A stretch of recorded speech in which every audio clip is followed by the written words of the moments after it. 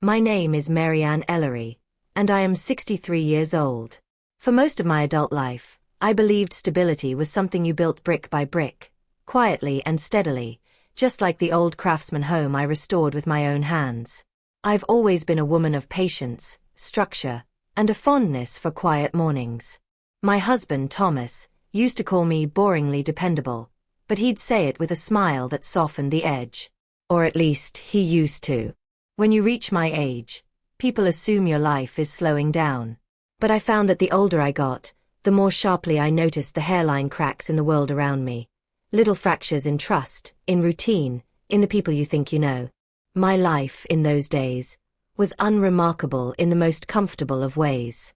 I taught part-time at the community college, led a historical preservation club, maintained a modest garden of herbs and roses, and attended the once-a-month couples' dinner with Thomas's work friends. After nearly 35 years of marriage, we were settled in a rhythm that felt familiar, if not particularly exciting. And that was fine with me. But Thomas had grown restless. He'd begun talking about resetting, re-evaluating, starting fresh. I assumed it was retirement anxiety or some existential middle-age crisis arriving 20 years late. I shrugged it off. Until the morning he stood at the foot of our bed, suitcase in hand, with the sun carving a thin gold outline around him like a stage spotlight. "Marianne," he said gently, "I think we need a fresh start. A clean slate. Together." He said together, but the suitcase wasn't for a trip. It was filled with his belongings. He sat beside me and talked about rebuilding, about honesty, about moving forward without old baggage. He said our house, my grandmother's house, the one I restored, felt weighted with history. He said maybe we should sell it and buy something new. Something ours. He emphasized that word strangely, like pressing a thumb into soft dough to make an imprint. I didn't argue. Not then. I simply watched him, watched the way he didn't meet my eyes, the way he smoothed his shirt compulsively, and I felt something inside me twist, just slightly, like the beginning of a knot. He kissed my cheek before leaving for work, as though everything was normal. But nothing felt normal. Not the silence he left behind, not the half-empty closet, not the faint cologne lingering in the hall. That evening, I sat in the living room and studied the walls I had repainted myself, the beams I had refinished, the floors I had restored. I thought of the decades of photographs, the holidays, the arguments, the reconciliations, the whispered promises that once meant something. A strange calm settled over me. If Thomas wanted a fresh start, he would get one. But perhaps not in the way he anticipated. And that was the beginning, the faint tremor before the quake. The next morning, I found something in Thomas's desk drawer that made his request for a fresh start take on a far more sinister meaning. It was a simple manila folder. Thin. Unassuming. Tucked beneath tax documents and warranty papers. Normally, I wouldn't have opened it, but something about the corner of it sticking out, almost purposefully visible, nudged my curiosity. Inside were real estate listings. Not just any listings, condos. Modern, sleek condominiums far outside our town, each one marked with little handwritten notes. Good light. Walking distance to coffee. Ask about HOA fees. Several were circled. One even had an asterisk beside it with the note, "Show Marianne?" At first, it seemed harmless. Maybe he'd been researching options for us. Maybe he truly wanted a new chapter. But then, the second sheet slipped out from the folder and landed on my lap. It was a financing pre-approval form. Under his name only. Not ours. His. The bottom of the form noted, "Applicant intends to purchase as a sole owner." I felt the air leave my lungs. The betrayal didn't end there. Tucked behind the paperwork was a printed email thread. Thomas had been corresponding with a realtor for 6 months. The emails were short, businesslike, but devastating in their implications. He had scheduled viewings. He had discussed numbers. He had asked about closing dates. And the worst part? One email read, "I'll have her ready to downsize soon." Me. He was discussing me like I was a piece of furniture he needed to persuade into storage.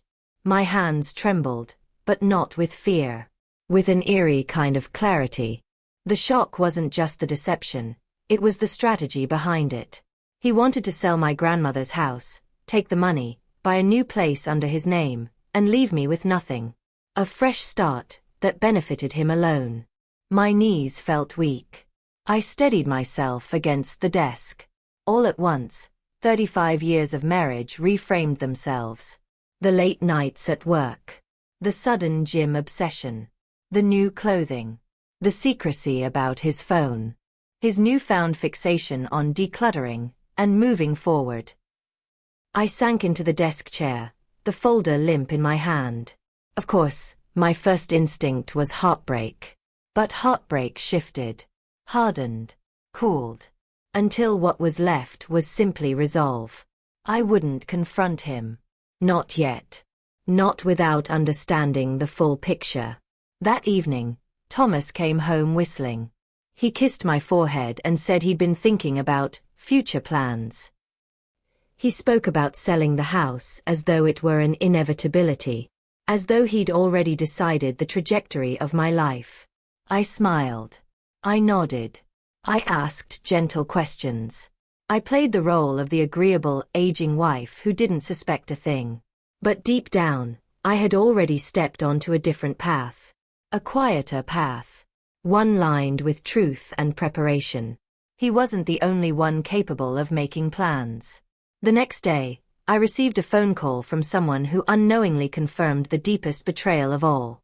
The phone call came from Evelyn, a mutual acquaintance from Thomas's office. She wasn't a close friend, but we had chatted pleasantly at company events over the years. When her name flashed on my screen, I thought it odd. She had never called me directly. "Mary Ann," she began with hesitant warmth. "I hope you don't mind me reaching out. I thought you should know something." Her voice wavered, and immediately my stomach tightened. She took a breath. "Thomas has been discussing his new plans with people at work. He's been, well, bragging, really. Saying he's finally going to get his own place, and live life his way. He implied you wouldn't fight him on anything. That you don't really pay attention." I closed my eyes. Humorless calm spread through me. "I appreciate your honesty," I said. "I truly do." She hesitated again. "There's more. He's been spending a lot of time with a woman from another department. Her name is Deirdre. People talk, you know. I don't want to jump to conclusions, but he's been taking long lunches. Weekend meetings. It just seemed odd." Odd was an understatement. But what struck me wasn't the possibility of an affair itself. It was the realization that Thomas had been crafting this exit for years, long enough to grow bold. Careless. When I hung up, I sat in the quiet of my kitchen and let the memories trickle in. Thomas in our early years. Ambitious, charming, resourceful. He had always been driven, sometimes to a fault. I remembered how his job often eclipsed our anniversary dinners. How he would forget birthdays but never a business opportunity. I remembered his mother, a woman with a sharp tongue and a colder heart, constantly warning him not to let a wife control the assets. I also remembered his father's divorce, how he lost everything when his second wife cleaned out the accounts. Thomas vowed never to be that vulnerable. Perhaps that fear had morphed, over decades, into greed. Perhaps he believed that ensuring his financial independence meant quietly eliminating mine. As I reviewed the emails, the listings, the pre-approval forms, a chilling thought occurred. Thomas didn't just want a fresh start. He wanted one without me, or rather without my claim to anything. But I wasn't the naive woman he imagined. I was a teacher, yes. But also a historian, a preservationist, a lover of documents and details. He had spent months building his plan. I would spend days building my own. Not to destroy him. Not to punish. But to ensure truth outweighed manipulation.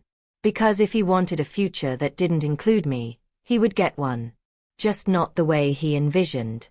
That evening, I discovered a bank statement that revealed exactly how far Thomas's secret preparations had already gone. The bank statement was tucked inside the back of Thomas's nightstand drawer. He never kept financial documents there, which made its presence suspicious from the start.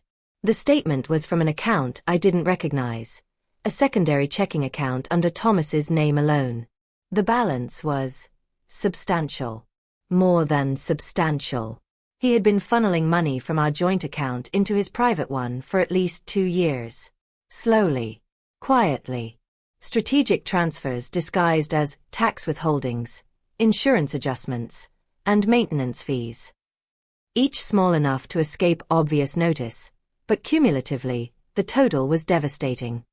He was stripping financial ground from beneath my feet while assuring me we were stable. Evidence. Patterns. Motive. Opportunity. It all lined up like a case study my students might analyze. I began my investigation systematically. 1. I obtained all our joint statements from the bank.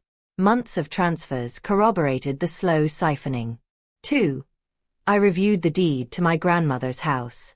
It was in both our names, the result of a refinancing we had done after a storm repair 20 years ago. A younger version of me had thought nothing of adding his name. Now, I understood his angle. 3. I checked credit reports. He had applied for multiple lines of credit without mentioning a word to me. 4. I confirmed with the realtor. I called her, posing as the supportive wife wanting clarity. She confirmed Thomas had been preparing to buy a condo, alone. She also mentioned something unexpected. He asked if the closing paperwork could be prepared without notifying the co-signer. I told him that wouldn't be possible. So he had tried. He was planning to move, sign, transfer funds, and then spring the change on me. But something else in my investigation stood out. Not just his new accounts, but his old habits. 4 years, I handled the household paperwork. I knew where everything was. I knew every number, every pattern, every discrepancy. Thomas had underestimated me terribly. He didn't think I would notice. And he certainly didn't think I would respond. But as I collected each piece of evidence, I wasn't angry. I felt steady, practical, purposeful. The woman he assumed was passive was becoming his quiet historian, documenting every detail of his chosen path. By the end of the week, I had assembled everything. Printouts, statements, copies of his emails, screenshots of realtor communications. A full narrative. Neat. Chronological. Undeniable. I didn't plan on surprising him with a dramatic outburst. That wasn't my style. I planned on protecting myself. And protecting the home he thought he could leverage against me. All I needed was the right moment. That moment arrived when he suggested we meet with a neutral real estate attorney. A meeting he believed would secure his plan once and for all. Thomas suggested the meeting casually over dinner. Just to get advice, he said, swirling his fork through his potatoes. Someone unbiased. Someone who can help us navigate the next steps. Next steps. He said it like we were teammates. But he only nodded to himself, as if he already knew the outcome. I agreed with a serene smile. Of course, Thomas. Let's proceed wisely. He didn't know that I had already met with an attorney on my own, a specialist in marital property, fraud, and real estate law. I didn't accuse Thomas of anything. I simply presented facts. My attorney helped outline the legal landscape, made copies of everything, and gave me firm advice. Do not tell him what you know yet. Let him reveal his intentions. And Thomas was about to do exactly that. The meeting he arranged was at a polished downtown office with leather chairs and shelves full of thick law books. The attorney he selected, a man named Carson, greeted us politely. Thomas spoke quickly, confidently, launching into his prepared narrative about downsizing, fresh starts, and joint decisions. But as he talked, Carson glanced occasionally at me, noting my calm posture, my folded hands, my silence. Finally, Carson asked, "And what are your concerns, Mrs. Ellery?" I lifted my eyes to meet his. I'm simply here to listen. Thomas exhaled, relieved. He assumed my quietness meant compliance. Carson began explaining the legal implications of selling jointly owned property, how proceeds would be split, how liabilities would be handled. It was all standard, until Thomas interrupted. So hypothetically, he said, leaning forward, if one spouse wanted to reinvest the proceeds into a new property under their own name, could it be done without the other spouse involved? Carson paused. Not ethically. And not legally without full disclosure. Thomas's jaw tightened. But the spouse could be added later, right? After the purchase. Only if both agree, Carson replied. Silence fell. Heavy. Telling. I watched Thomas's face change. The calculation, the irritation, the realization that he wasn't getting the answer he wanted. Carson continued. May I ask, Mr. Ellery, why the new deed would not include your wife? Thomas stammered. Well, I mean, it's just a procedural thing. She doesn't care about this stuff. I finally spoke.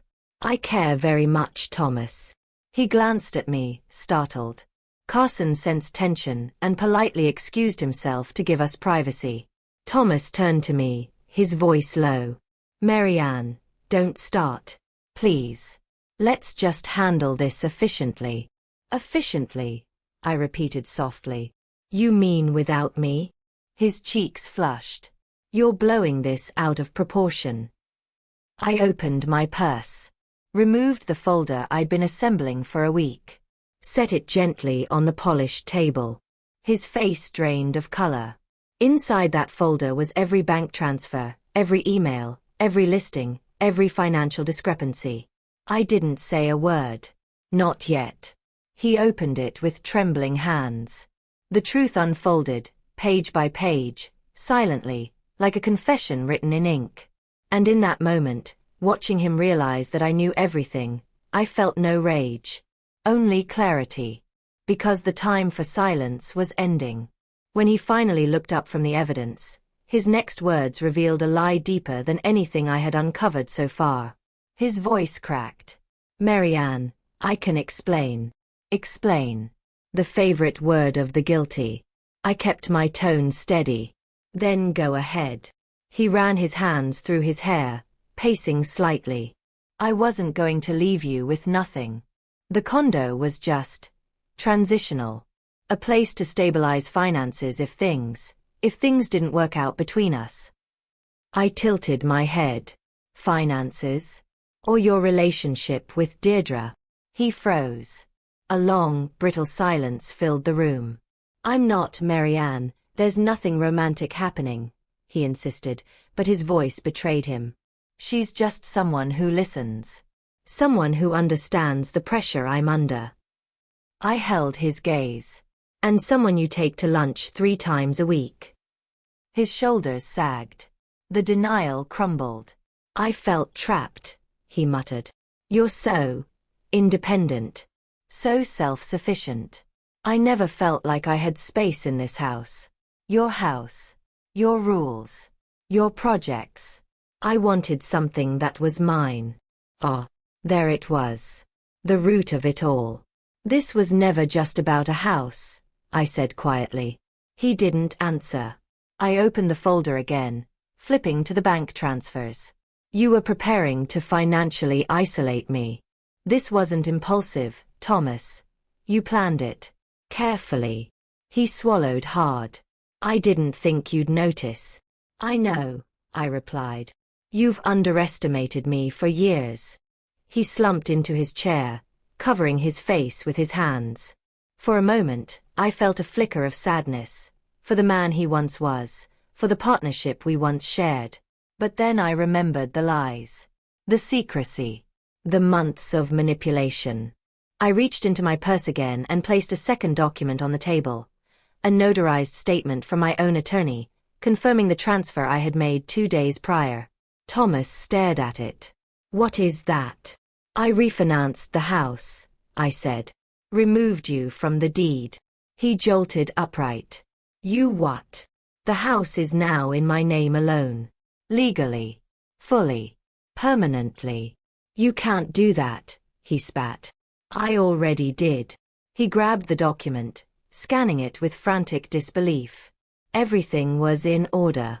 Every signature. Every stamp.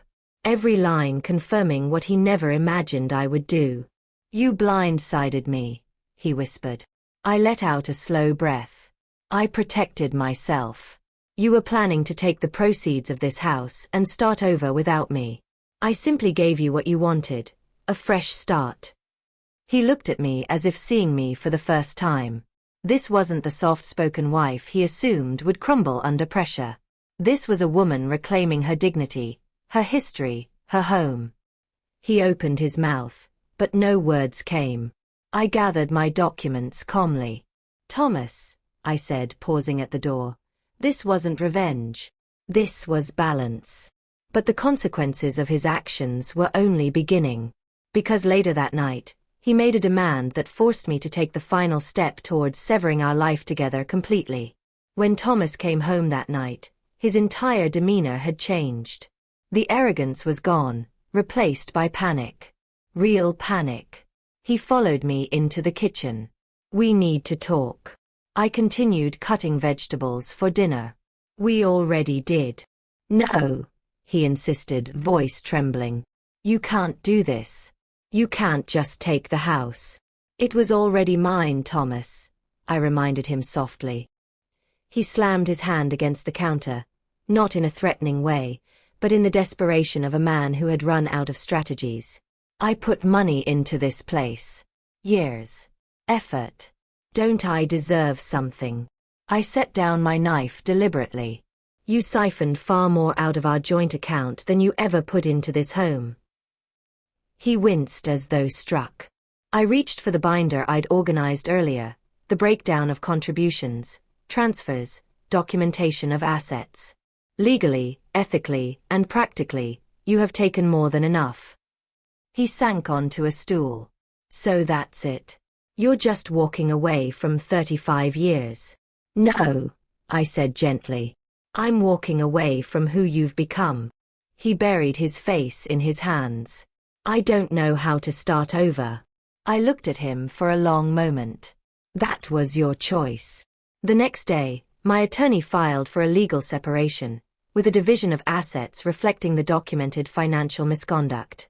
Thomas tried to negotiate, tried to regain footing, but he had lost credibility. And when confronted with evidence, courts do not favor deception.